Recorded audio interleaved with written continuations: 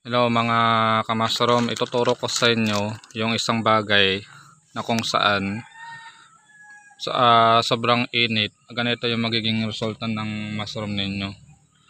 Yung ganyan nagbibitak-bitak. Ayan. Indication yan na mainit. Yan nagbibitak yung mushroom. Mainit yung sa lugar na pinag-anuan natin. Ganyan. Bali mayroon tong mayroon din sa likod.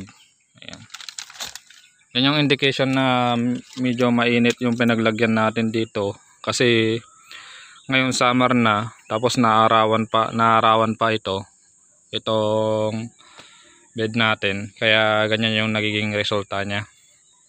Kaya nagbibitak yung iba. Tignan din natin sa kabila niya.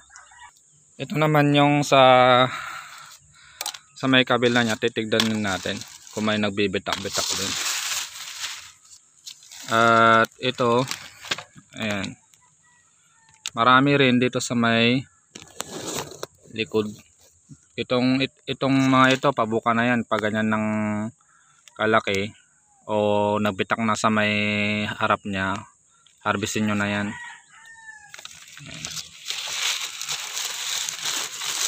So mayroon malalaki dito, lalaki.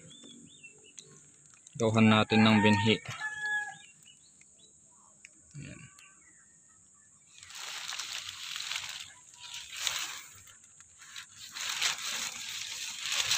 Ganyan pag mayroong dahon ng malunggay. Ito yung resulta niya pag mayroong dahon ng malunggay, matataba at saka marami yung marami yung tubo niya.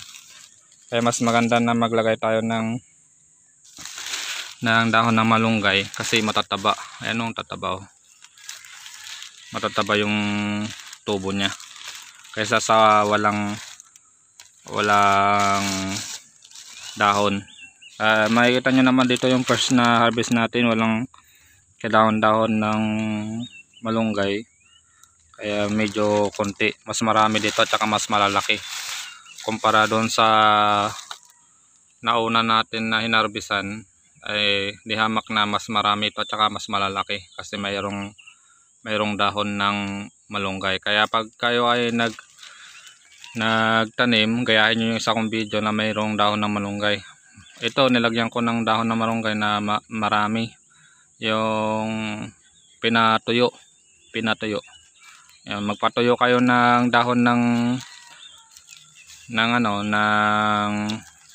malunggay, tapos ilagay nyo. Makikita nyo yung resulta, ang lalaki ng tubo. Pinatuyong dahon ng